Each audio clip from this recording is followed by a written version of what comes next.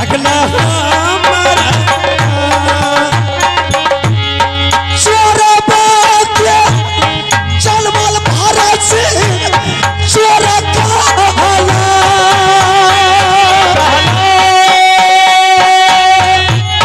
मैया के रे दूध में बाजी रे तगिया रे लगरी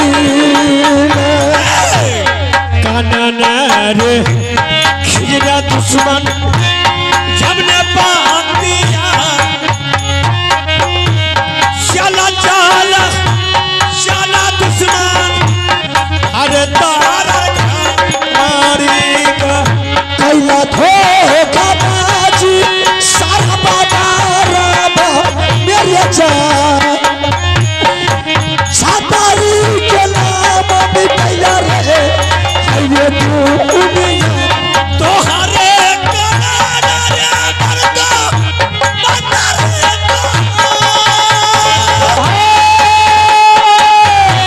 सारे रे जाके मर्दा हमरा क्रिया जा सारे रे पटक के मर्दा अरे मां बसी अरे सिंह बोल मैं ये नहीं सोचा था कि हरामजादा तू हिजरा का बच्चा होगा। मैंने तुम्हारे साथ मैदान में युद्ध किया, बेहुदा तूने पैर में फांस में मुझे फंसा लिया, तो अपने माँ के दूध में बेहुदा दाग लगा दिया। दुश्मन अब चल तुम हर घर तुम्हारे लिए मैंने क्या व्यवस्था किया। मैंने जेसीबी से मैंने मिट्टी खोदवा दिया 70 फुट, उसमें मैंने नमक डाल दिया, मैंने उस पर तुमको सोलाएंगे।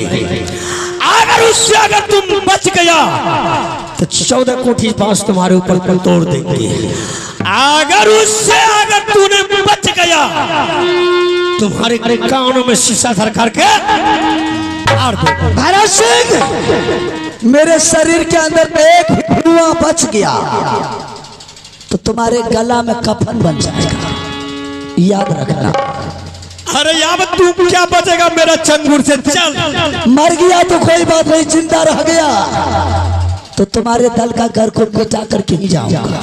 तुम आप बच के कहाँ जाएगा, चल तुम चल जहाँ ले जाने के लिए चाहता मैं तैयार हूँ।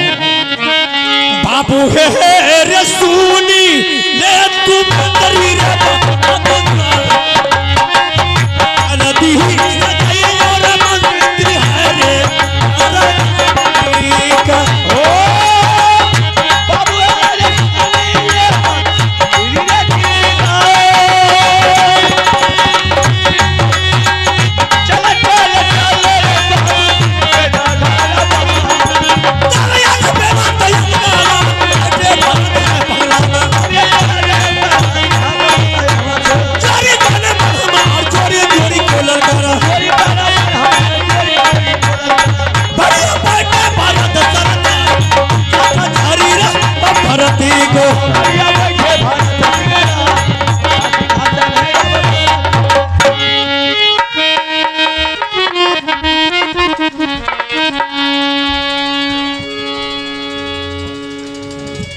हेलो भरत सिंह, साला तुम अपने आप को छतरी कहलाता है रे। अगर साला छतरी होता हो तो दुश्मन को अगर वार करो तो छाती पर वार करो, अरे पीठ पर वार करने वाला हरामजादा कायर कहलाता है। शेर को मारो तो जगह को मारो, उसके बाद शेर कहलाता है। साला मरे हुए शेर को मारने के बाद छतरी कहलाता है रे। भरत सिंह, रुद्र सिंह को तुम बंदी बना लिया। अगर तुम राजपूत खानदान का औलाद है तो मैं भी ब्राह्मण खानदान का औलाद हूं। साला तू चलेगा डाल डाल, मैं चलेंगे पात पात। तुझे क्या लगता है कि देवा पंडित से तू बच जाएगा? अब देख मेरा कमाल, मेरा कमाल देख। अगर दिल भर भी जान बच गया रुद्र सिंह का, मैं साले तुझे इतना मार मारेंगे, इतना मार मारेंगे, गांड से गंगा बहा देंगे। अब देख मेरा कमाल देख।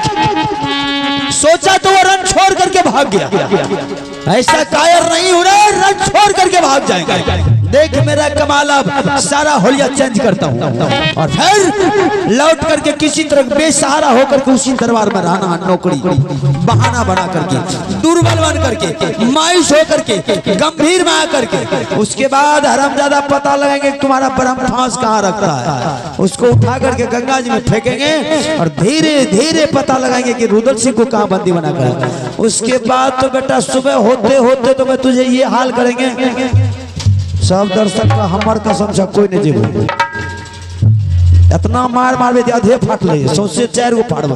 ठीक है, मैं अपना ये होलिया चेंज करता हूँ सारा चीज, अब उसी के दरबार में जाकर के किसी तरह नौकरी नहीं। आई रई रई रई रई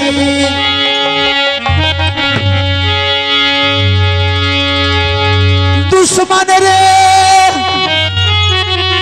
सुनले भारा था सिंगारा,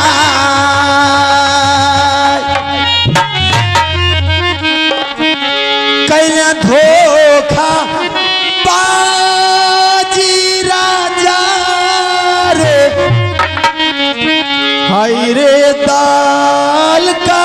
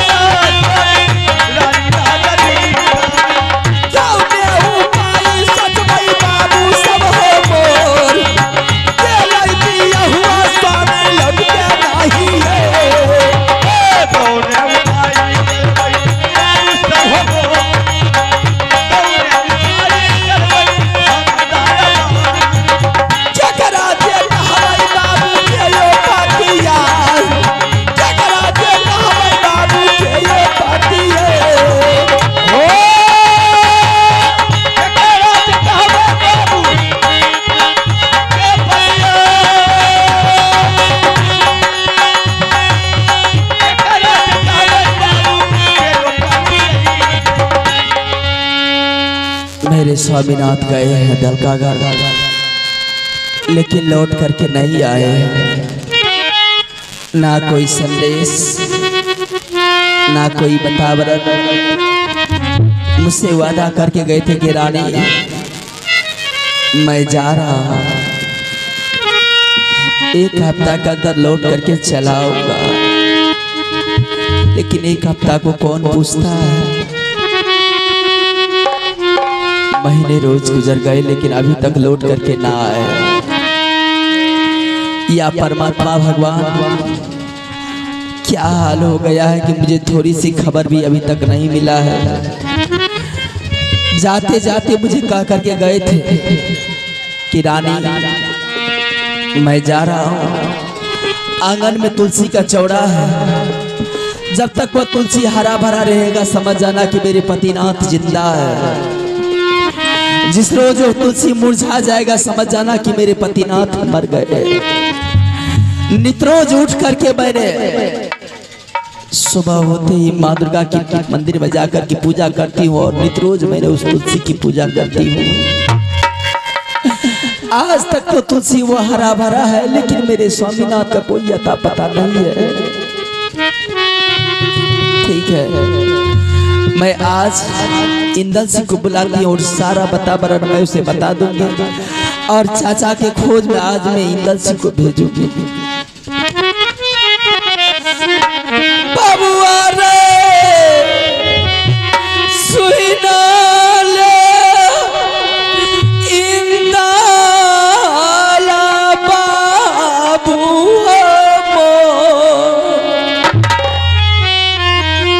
आज रे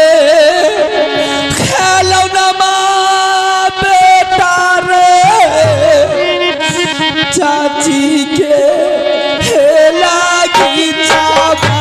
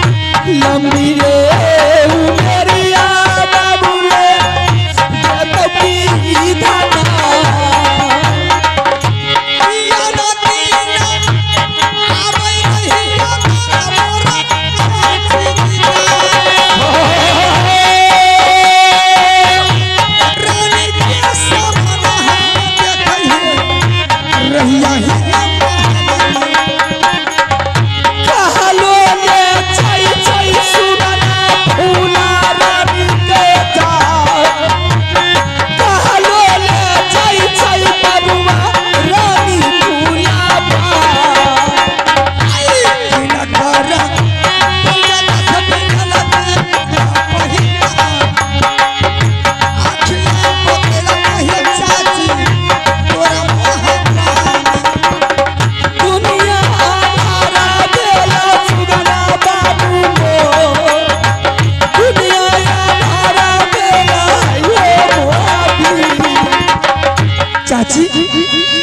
क्या मैं दूसरा रोज आपके दरबार में आ रहे थे तो रानी के समान मैंने देखते थे, लेकिन आज यह सफेद कपड़ा क्या बात है और आंख में आंसू। क्या बताऊंगी मैं, नहीं बताती तो नहीं बनता है। मैंने तुम्हारे चाचा जी से सत करवा करके तुम्हारे चाचा जी को मैंने भेजी थी 3 खिलौना लाने के लिए दलकागर राजा भरत सिंह के पास। जाते जाते उसी टाइम में मेरी मांगों की सिंदूर ढो करके चले गए। क्या?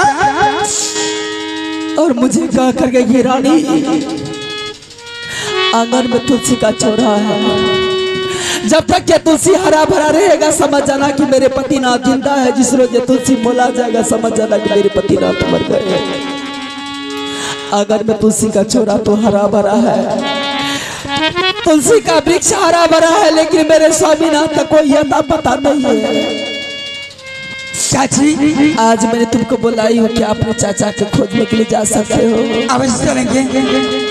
चाची जिस टाइम में चाचा जी जा रहा था उस टाइम मुझे क्यों नहीं खबर किया?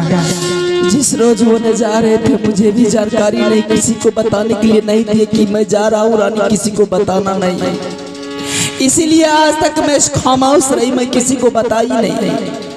अगर इस बात को रानी सोना मेरी बड़ी गोतनी अगर इस बात को जान जाएगी तो मुझे भी गजन करेगी। नहीं चाची खैर मान के रहो, जहाँ मिलेगा चाचा जी हमें खोद करके अब सामने लाएंगे। कितने रोज में आएगा? मात्र हफ्ता रोज जाने आने में कितना टाइम लगेगा? चला दिले यही है बाबू रे चाची लागी चामारे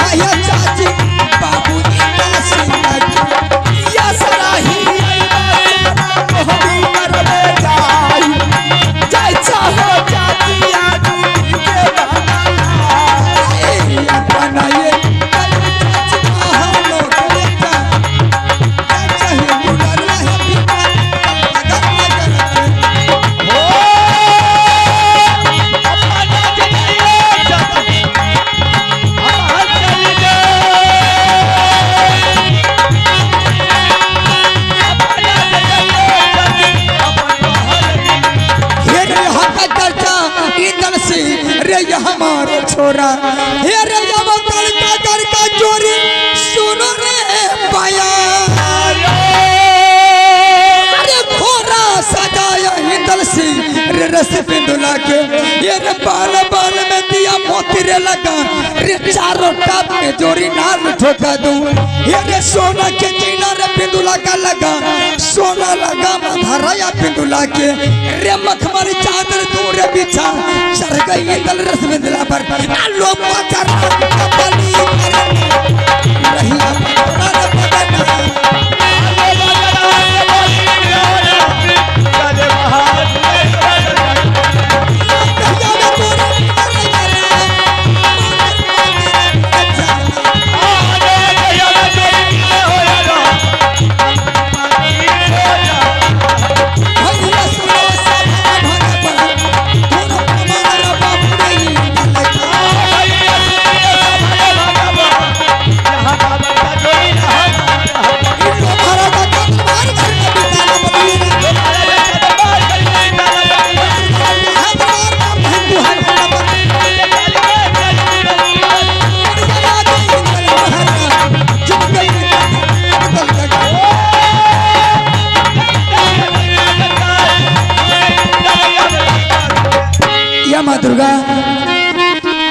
यही है तिल का घर।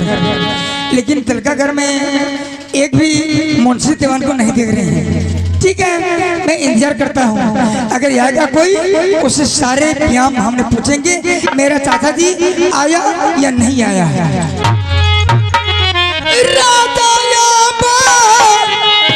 सुनिया ये यो तलका कर ये यो जहान एक बेर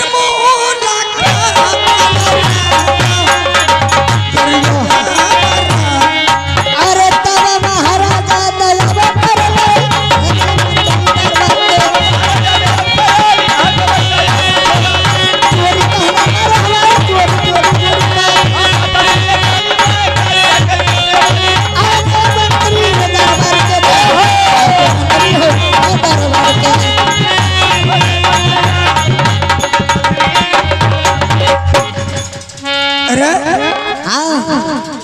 इस दरबार का तुम कौन हो? बारा बाबू। बड़ा बाबू? उससे मझला बाबू। उससे छोटा? छोटा बाबू, बाबिया बाबू। फर्स्ट में बड़ा बाबू, सेकंड में मझला बाबू, थर्ड में छोटा बाबू, बाबिया बाबू। इस दरबार का राजा कौन है? राजा दरबार में है। और मंत्री? मंत्री हम हैं। ठीक है, राजा को आवाज लगा सकते हो? ठीक, जरूर। चल बोलो। राजा सुन लो राजा कर पुकारो राजा तोरा मंत्री जी।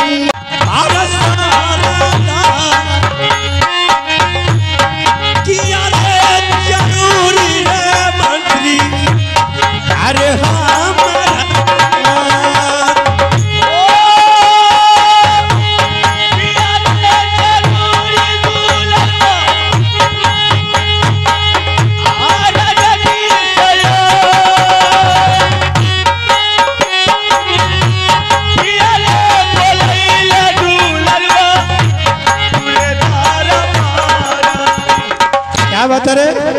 खुश रहो। क्या बात है? क्या बात है? एक ठोरा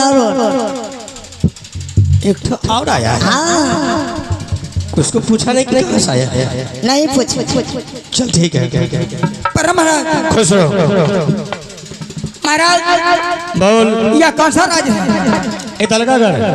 दरगाह घर है? हाँ। महाराज कौन से सुनते थे, आंखों से कभी नहीं देखे थे, लेकिन आप, आपका नाम?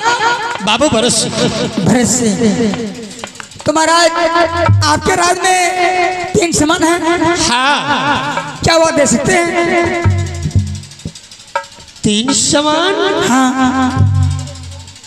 मंत्री, अरे इसको पहले नाश्ता करा दे। कराएगा नहीं महाराज, नाश्ता उस्ता से अभी कोई मतलब नहीं है, अभी भूख नहीं लगा है।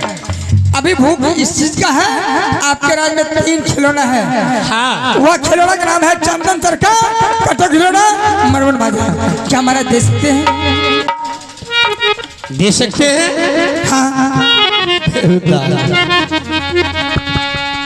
अरे ये बता तुम्हारा घर क्या है और तुम्हारा पिताजी के नाम क्या है और तुम्हारा नाम क्या है? मेरा घर पड़ता है मोहब्बत किला। मेरा पिताजी का नाम अमरवती आला सिंह, चाचा जी के नाम बाबू जंगीर उदल सिंह, मेरा नाम इंदल कुमार। ठीक है इंदल। अगर तुमको जान बचाना है बाबू, फोड़ो के चले जाओ अपने राज में। अगर तूने दोबारा अगर नाम लिया 3 समान को तो मारते बिजली घोड़ा से घोड़ा बदल के काला कर देते। साला कुत्ते का औलाद, अगर तुम्हारे पास में निशानत है यह भलाई है, वो 3 समान जो है वो मेरे हवाले कर दो, ना तो साले आज कुत्ते का मौत मारूंगा। दुश्मन अगर फिर दोबारा फिर नाम ले लिया 3 समान को तो सोच ले तुम कि मेरा हाथ में तुमको प्राण है। हे रे कब का सुरमल सिंह, हे रे जोधा रे जन गए, हे रे कब से भरत सिंह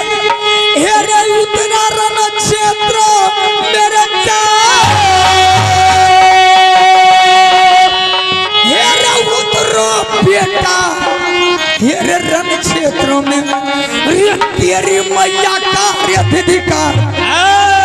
हेरे बात बात में बतवा बढ़ गई। हेरे रगरा मजतो इंदल सिंह सरजा। हेरे हाथों बेटा राजपूत का। हेरे आखिर जान रहे है किरजा। रे मैंने छोरू यब तोहरा के तब तो चली है गजब करे मां भैया राजा रे हवा।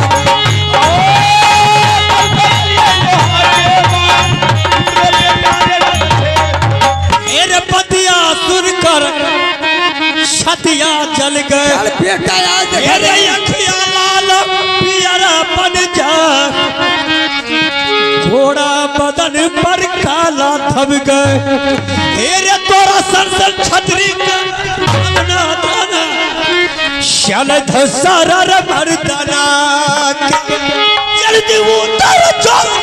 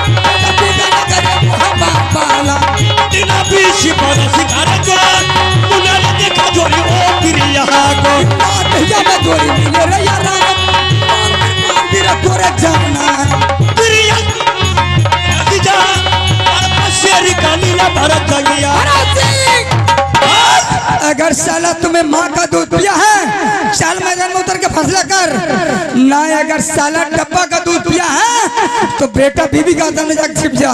इसका मतलब तू फैसला करेगा रे? तो फैसला कर